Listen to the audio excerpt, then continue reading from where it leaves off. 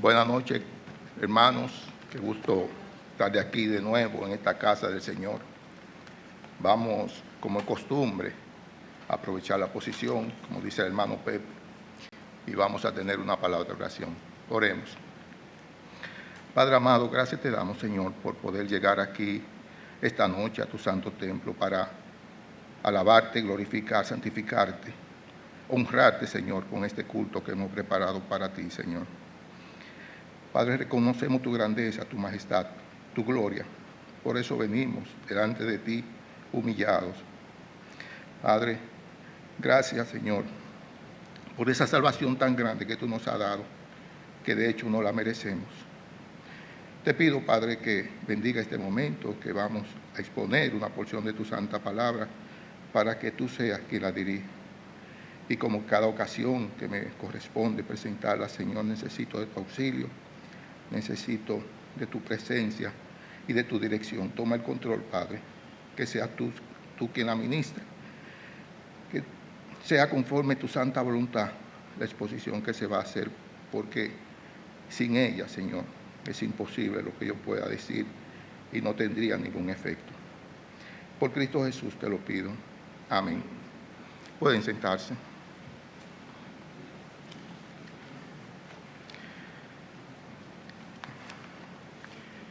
En los años de nuestra infancia eran muy comunes aquellos cuentos de hadas, cuentos que casi todo el mundo conoce.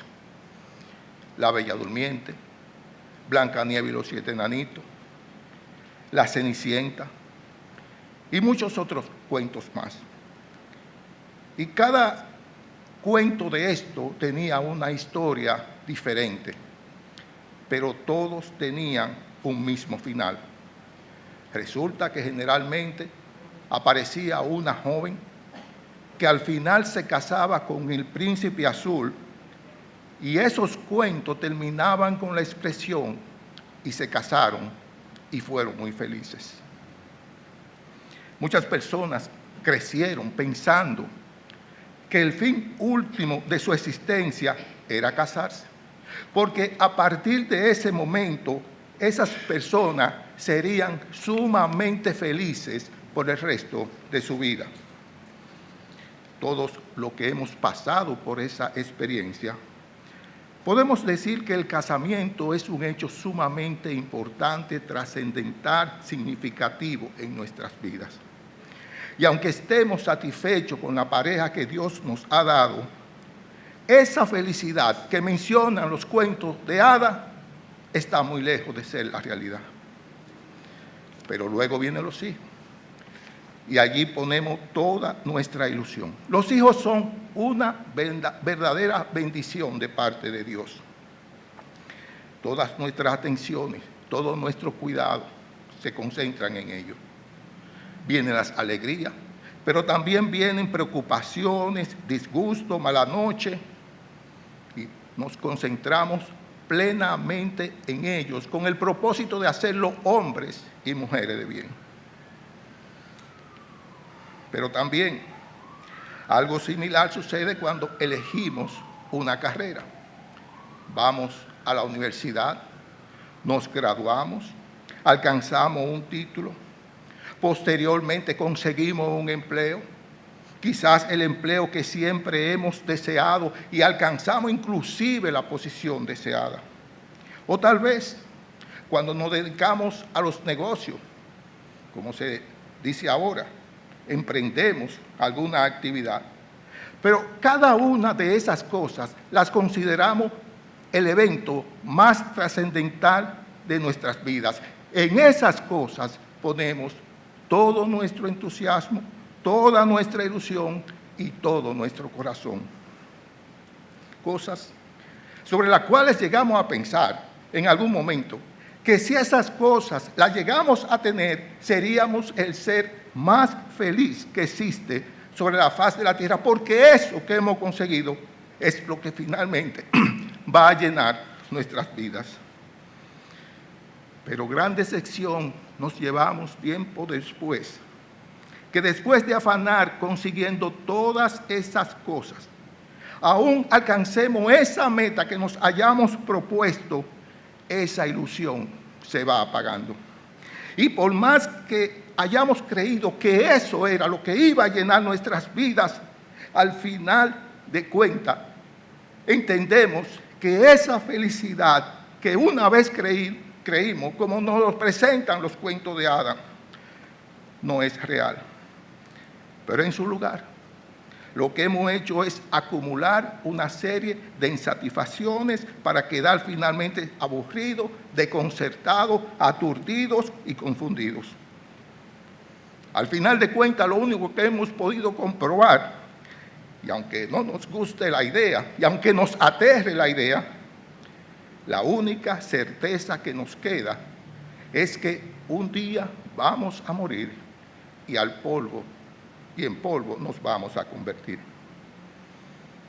Vivir en un completo afán para alcanzar logros, para conseguir cosas, y al final nos damos cuenta, estamos convencidos de que eso no es el fin último de nuestras vidas. Y de eso quiero que hablemos en esta noche, mis hermanos. Y en virtud de esta introducción, he titulado la enseñanza de esta noche, El sinsentido de la vida. Porque ese sinsentido ocurre hoy, pero también ha ocurrido en el pasado y va a seguir ocurriendo todo el tiempo mientras nosotros estemos en esta tierra, mientras estemos en este mundo. Pero hubo alguien que ya vivió esa experiencia, mis queridos hermanos. Alguien que llegó a esa conclusión. Alguien que lo vivió en carne propia, y es un hombre que lo encontramos en las Sagradas Escrituras, un hombre que todos conocemos, un hombre sumamente sabio, quizás el hombre más sabio de su época, y que basado en toda su experiencia tiene toda la autoridad para hablarnos de estas cosas y de muchas más. Pero además este hombre fue inspirado por el Espíritu Santo para que nos compartiera todo su aprendizaje. Y ya ustedes se imaginarán a quién me refiero. Nos estamos refiriendo al rey Salomón, específicamente cuando escribe su libro de Eclesiastés. Cuando leemos este libro y vamos al capítulo 1, específicamente en el versículo 14 y 15, dice: miré todas las obras que se hacen debajo del sol, y he aquí, todo ello es vanidad y aflicción de espíritu. Lo torcido no se puede enderezar y lo incompleto no puede contarse. Inmediatamente nos viene la impresión de que este libro es un libro que refleja mucha desesperanza y muchas angustias. Este libro no tiene alabanzas a Dios. Pareciera como si el propósito de este libro sea promover la intranquilidad, más bien como si nos incitara a la depresión. Al estudiar este libro vemos, o pensamos, o creemos, o pareciera como si Dios no se acordase del hombre, como si Dios al hombre lo ha dejado desamparado, como si al hombre a Dios no le importara. Pareciera como si los problemas que se presentan en este libro se quisiera sacar a Dios de la ecuación. Pareciera como si el predicador está planteando y luchando contra el problema de la vida, contra su significado, contra su valor. Y no se vale en ningún momento de las leyes que Dios le dejó al pueblo de Israel. Este libro no nos habla ni siquiera del antiguo pacto, mucho menos del nuevo pacto.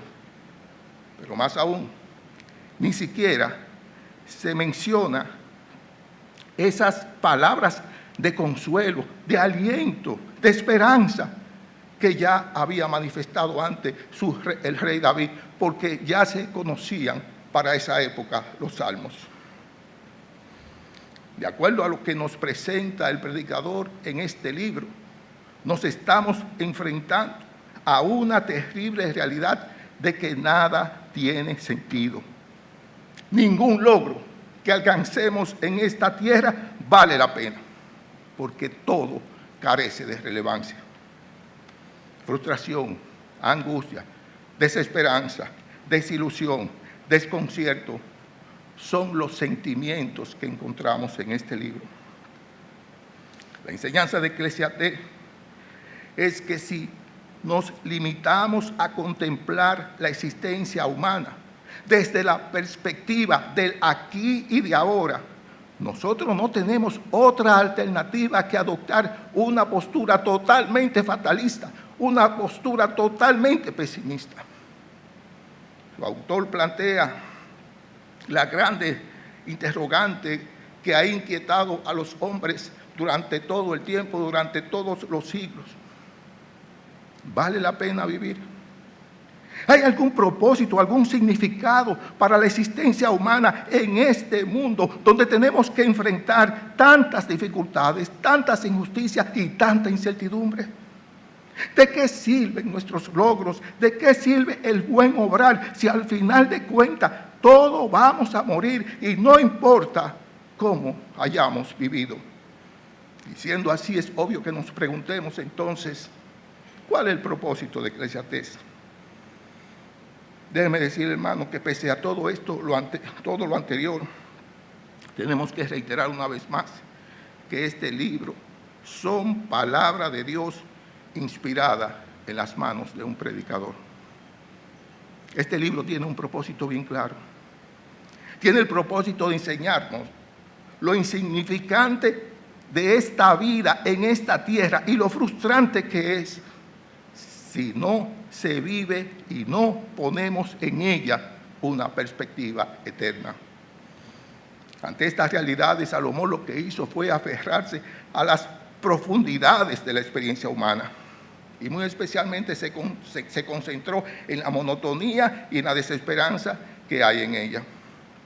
Lo examinó todo, lo inquirió todo, lo hizo de manera exhaustiva para finalmente darse cuenta acerca de lo vacío y frustrante que es la vida en esta tierra. Vacía y frustrante la vida en esta tierra cuando no se tiene una esperanza que trascienda esta tierra más allá del sol. Analizar detenida y cuidadosamente este libro de Eclesiastés, nos damos cuenta que Dios ha permitido esas insatisfacciones y esas decepciones de la vida, la ha permitido precisamente por su amor y por su misericordia por la eternidad, por la humanidad. Y esto que resulta contradictorio y chocante, permítame repetirlo de nuevo. Dios ha permitido las insatisfacciones y las decepciones de la vida en esta tierra, precisamente por su amor y por su misericordia para con la humanidad. Como veremos más adelante, este libro defiende una vida de fe en un Dios generoso, mostrándonos la banalidad de esta vida si no lo tenemos a Él. Una vida sin sentido si no lo tenemos a Él. Porque este hombre, Salomón, después de probarlo todo lo bueno, de acuerdo a los estándares carnal del hombre carnal, nos muestra aquí cuáles son las conclusiones que le produjeron todas estas vivencias. De manera muy especial, el predicador no viene aquí a presentarnos una docena en cuanto a la existencia de Dios, sino que lo hace en base a sus reflexiones debido a su propia experiencia y le da respuesta a esas preguntas que toda la humanidad se ha hecho en algún momento de la existencia o tal vez en algún momento se la habrá de hacer. Porque son muchas las situaciones que nos presenta la vida. Y por más que el hombre ha tratado, por más que el hombre se ha esforzado, no ha encontrado las respuestas correctas, por más libros de filosofía que existan, por más estudios que haya hecho, por más investigaciones que haya hecho, por más inteligencia artificial que haya consultado, el hombre no le ha encontrado las respuestas correctas a las monotonías de la vida en esta tierra. Y si el hombre hubiese encontrado las respuestas correctas, el mundo estuviese definitivamente mucho mejor. Pero evidentemente cada día vemos que no es así, que el mundo está cada vez peor. Porque el hombre, en su vanidad, en creer que por sí mismo puede encontrar las respuestas correctas, cada vez se aleja más de Dios. El hombre nunca va a encontrar las respuestas correctas a todas las interrogantes que tenemos en esta tierra si solo se buscan en aquellas cosas que permanecen debajo del sol. Este libro de Eclesiastés no pretende de manera directa predicarnos el evangelio de salvación, sino que más bien lo que hace es animar al lector para que, en lugar de ser víctima de todas sus frustraciones, desilusiones, de sus angustias, de un vivir haciéndose preguntas sin respuesta, lo que procura es que el hombre finalmente reconozca que no puede vivir sin Dios y que Dios debe ser el centro de nuestras vidas. Acompáñenme, por favor, a la lectura del capítulo 1 del libro de Eclesiastés, y allí vamos a leer los primeros 12 versículos.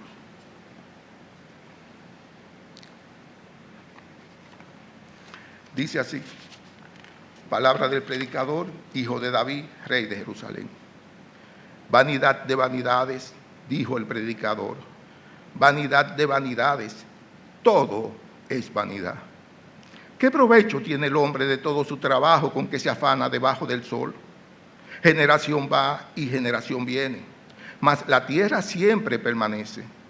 Sale el sol y se pone el sol, y se apresura a volver al lugar de donde se levanta. El viento tira hacia el sur y rodea al norte. Va girando de continuo, y a sus giros vuelve el viento de nuevo. Los ríos todos van al mar, y el mar no se llena.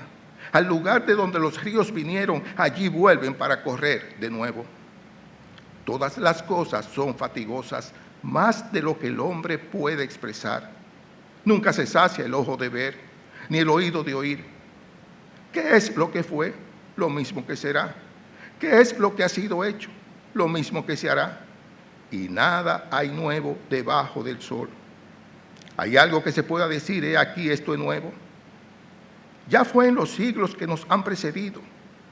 No hay memoria de lo que precedió, ni tampoco de lo que sucederá. Habrá memoria en los que serán después. El Señor bendiga su santa y bendita palabra.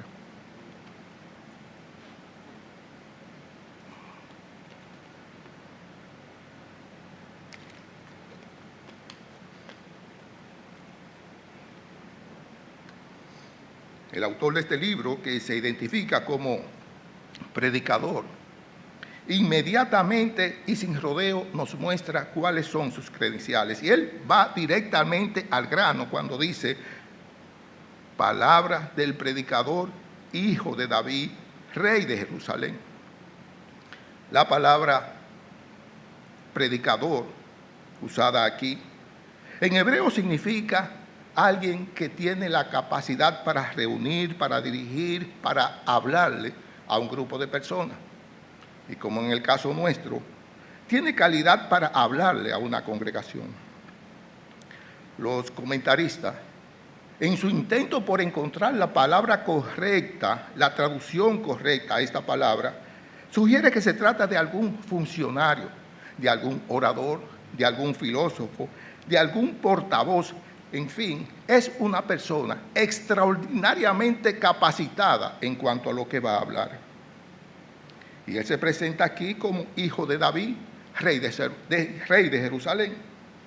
Y los argumentos que se presenta, a pesar de decir hijo de David, rey de Jerusalén, no tiene nada que ver con un pueblo o con una nación en particular, sino que estos argumentos son igualmente válidos para toda la humanidad.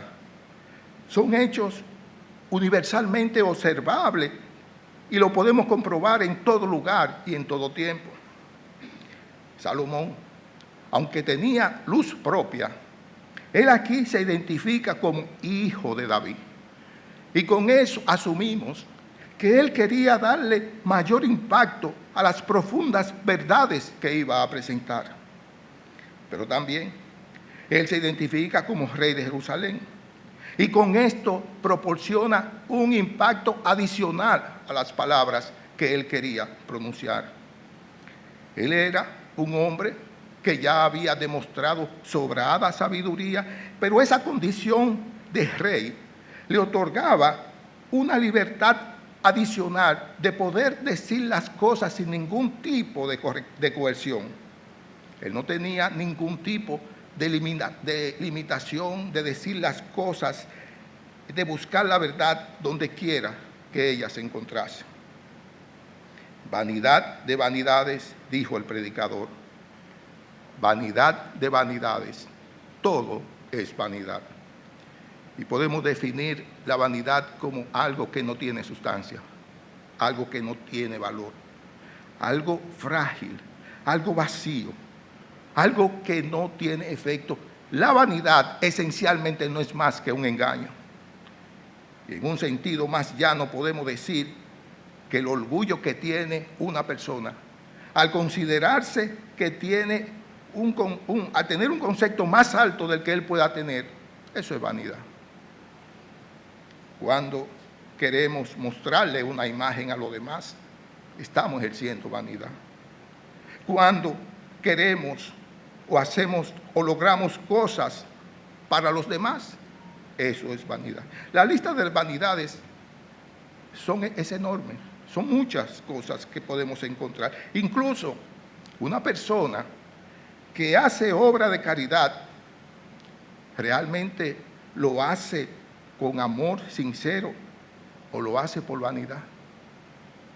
A veces vemos que personas donan miles de millones de dólares a una institución benéfica. Y qué bueno que así sea.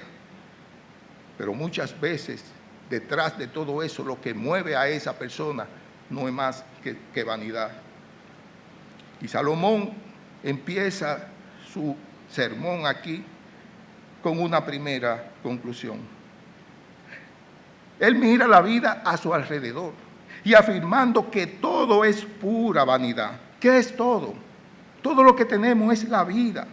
Eso es lo único que tenemos, que podemos decir que ciertamente es nuestro. Por tanto, la vida es pura vanidad. La vida es algo sin sentido, es algo inútil. Y lo que hay en ella no vale absolutamente nada. Salomón nos está diciendo entonces que la vida no es más que un soplo de vapor, es una ráfaga de viento. Es algo que se nos escurre de la mano, es algo insustancial, es algo frágil. Y cuando ella decide irse, por más que nosotros lo evitemos, por más que nosotros querramos retenerla, no podemos hacerlo. Y lo único que hemos acumulado y lo único que hemos vivido son muchas vanidades conforme nos presenta el predicador. El predicador estaba tan convencido de que la vida es vanidad que él refuerza su punto calificándolo como la máxima vanidad que una persona puede tener. Vanidad de vanidades, todo es vanidad. Sabemos que entre los hebreos, repetir una palabra dentro de una misma expresión indicaba el grado más alto de intensidad. Era reflejar lo máximo de algo. Un ejemplo lo tenemos cuando decimos santo de los santos, queriendo decir que ese lugar es santísimo o sumamente santo. O la expresión de cierto os digo, como decía nuestro Señor Jesucristo. Pero más aún, Salomón señala que no solamente la vida es vanidad, sino que todo lo que existe, todo lo que hacemos es absolutamente vanidad y nada más que vanidad. Todo es vanidad, todo es inútil, todo es aflicción de espíritu. Y buscar estas cosas no conduce a la felicidad ni a una completa satisfacción, sino procurar estas cosas lo único que conduce a un vacío cada vez más grande. Y es que el hombre va de vacío en vacío. El hombre anhela algo y se afana por conseguirlo. Y luego que lo consigue, ya no le interesa. Se le arma otro vacío y otro vacío. Y va de vacío en vacío. Creo que todos los padres en algún momento hemos escuchado la expresión el que no trabaja, que no come. Y ciertamente debemos de trabajar para tener el sustento diario de cada día. Sin embargo, el predicador en el versículo 2 nos dice, el versículo 3 nos dice, ¿qué provecho tiene el hombre de todo su trabajo con que se afana debajo del sol? Muchas personas no solamente trabajamos para tener el sustento diario nuestro y de nuestras familias, sino que muchas veces, además del sustento, sutilmente nos mueve una dosis de ambición, una dosis de vanidad. Y entonces lo que procuramos es tener logros, tener realizaciones, escalar posiciones, tener bienes, tener riquezas, tener fama, tener aplauso, como si esas cosas fueran lo más importante de nuestras vidas.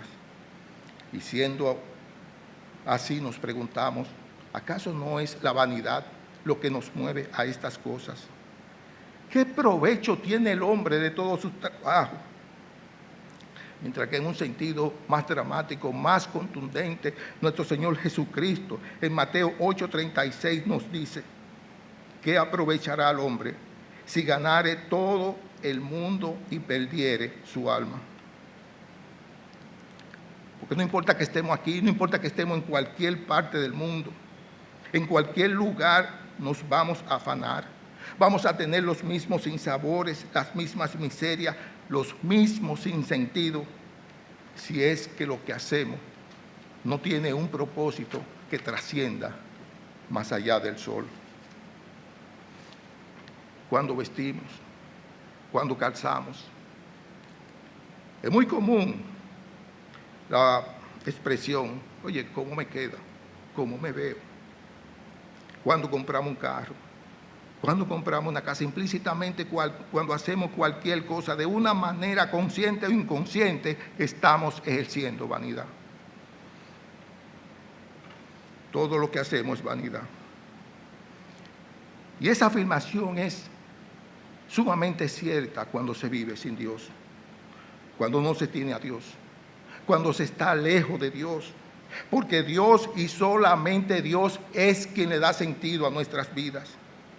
Y ojalá, hermanos, que me escuchan, y Dios sabe que no miento con lo que voy a decir, ojalá que ustedes, o muchos de ustedes, estén diciendo, mire hermano, yo lo siento, pero usted está equivocado. Usted se acaba de equivocar, hermano, porque mi vida no es vanidad. Mi vida sí tiene sentido. Mi vida tiene propósito, mi vida tiene significado. Mi vida está llena porque yo tengo a Cristo en mi corazón, porque yo tengo todas las cosas de este mundo por basura, como decía el apóstol Pablo, porque yo todo lo que hago, lo hago por Él y para Él, y mi vida se perfecciona en Él. Y si es así, mi querido hermano, si usted ha dicho eso, entonces déjeme decirle, esta enseñanza no es para usted. Porque lo que quiere el predicador aquí llamar la atención de aquellas personas que están lejos de Dios, de confrontarlo, de retarlo, de ponerlo en las únicas dos condiciones que existen en esta tierra, o una vida de amargura, vacía, de desilusiones, o una vida con propósito, satisfecha, plenamente dedicada a Dios, porque sabe que este soplo de vida que tenemos en esta tierra tiene una recompensa eterna por la sangre de Cristo Jesús. Por lo tanto, podemos decir, hermanos, que este libro está lleno de mentiras, pero está lleno de verdades. Porque ante la perspectiva de que Dios no importa, todo es vanidad. Pero si usted ha entendido que Dios sí importa, que Dios te ha elegido, que Dios te amó primero, que Dios tiene un propósito contigo, entonces nada es vanidad, porque tiene la vista enfocada en lo alto. Porque en voz alta puede decir, para mí el vivir es Cristo, como decía el apóstol Pablo, y lo único que procura es agradarle a Él en todo momento. Pero la mayoría, una gran parte de las personas piensan, no, hombre, no, Eso no es así. Un día las cosas van a cambiar. Un día las cosas van a mejorar. Un día vamos a estar felices, precisamente como se enseñan esos cuentos de hadas. Y están equivocados, muy equivocados, porque ese día nunca va a llegar. Y no va a llegar por la monotonía de las cosas, como nos lo dice el predicador. La monotonía de las cosas aquí en esta tierra. Cuando dice en los versículos 4 al 7, generación va y generación viene. Mas la tierra siempre permanece. Sale el sol y se pone el sol. Y se apresura a volver al lugar de donde se levanta. El viento tira hacia el sur y rodea al norte. Va girando de continuo y a sus giros vuelve el viento de nuevo. Los ríos todos van al mar y el mar no se llena. Al lugar de donde los ríos vinieron, allí vuelven para correr de nuevo. Y lo que nos está diciendo aquí el predicador es que nada va a cambiar el interminable ciclo de la naturaleza. Sale el sol y se acuesta el sol. Y eso se repite una y otra vez. Los ríos van al mar, se evaporan, se convierten en lluvia, caen, vuelven al río y vuelven al mar. El mundo está lleno de nacimiento, pero también el mundo está lleno de muerte. Nacen los hombres, los animales, las plantas, pero también mueren. Acontecimientos que se repiten una y otra vez, y todos estos acontecimientos se suceden debajo del sol. Y esos ciclos inmutables, lo único que nos hacen es mostrar la redundancia de la vida, que se traduce en una vanidad y en una falta de sentido. Alguien dirá, bueno, hermano, pero y no es que la creación muestra la gloria, la grandeza de nuestro Dios. Sí, hermano, la creación muestra la gloria y la grandeza de Dios. Pero para aquellas personas que eliminan a Dios, que omiten a Dios, que se olvidan de Dios, entonces la naturaleza no muestra su gloria. La naturaleza le muestra el cansancio y la repetición de los ciclos de una y otra vez. Y solamente cuando se tiene a Cristo Jesús en el corazón es que se puede apreciar una verdadera puesta de sol. Se puede apreciar las estaciones del año, se pueden apreciar los árboles, las montañas, la naturaleza, los animales, todo. Y se puede disfrutar la vida en su máxima extensión y disfrutar de una esperanza que, a pesar de tropezares que tenemos en esta tierra, un día todo eso va a pasar.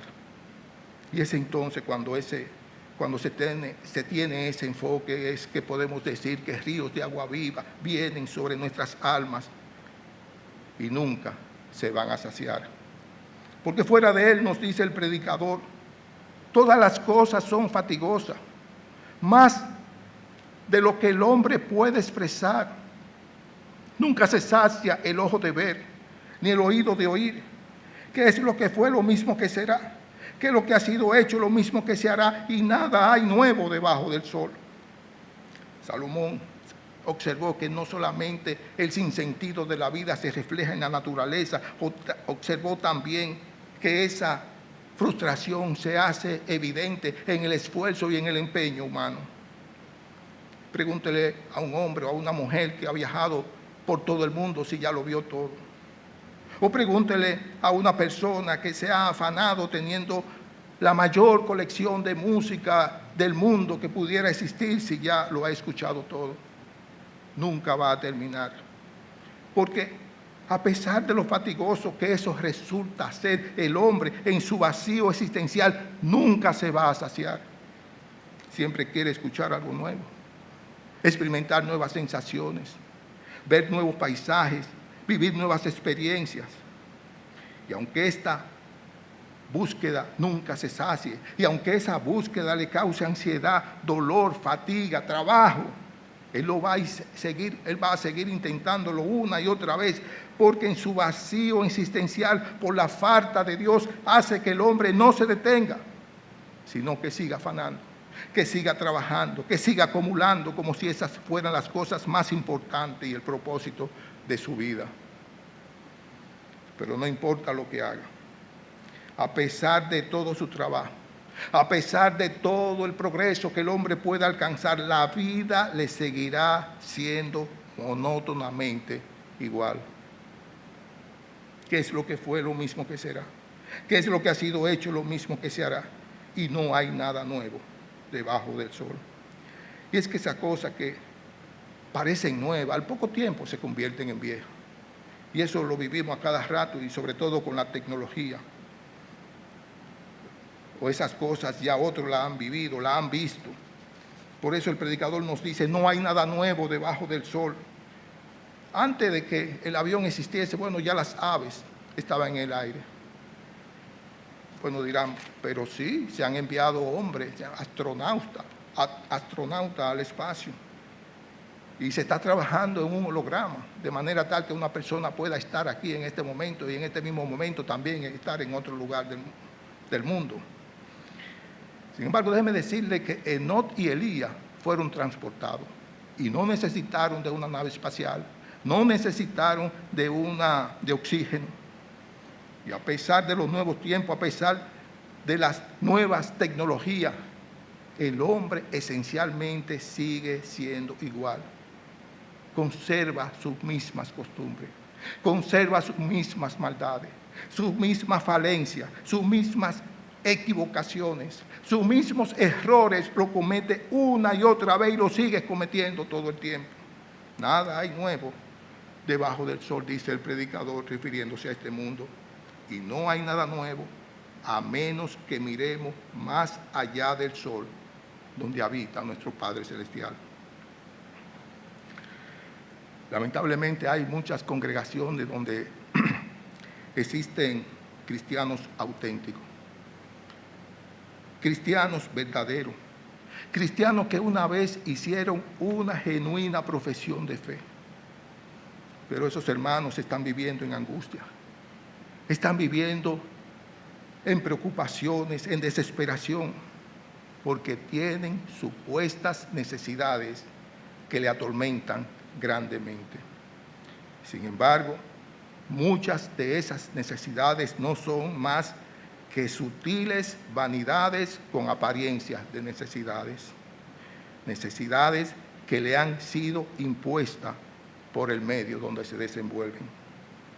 Vanidades con apariencia de necesidades. Dice Santiago 4:3, pedís y no recibís, porque pedís mal para gastar en vuestros deleites. El dramaturgo Tennessee Williams, considerado uno de los más esenciales del siglo XX, refiriéndose a la vida en esta tierra, escribió: todos vivimos en una casa en llamas, sin departamento de bomberos al cual llamar, no hay salida, solo la ventana de arriba para mirar, mientras el fuego quema la casa con nosotros atrapados, encerrados en ella. Todos vivimos en una casa en llamas. Dice, solo la ventana de arriba para mirar, mientras el fuego quema la casa con nosotros atrapados, encerrados en ella.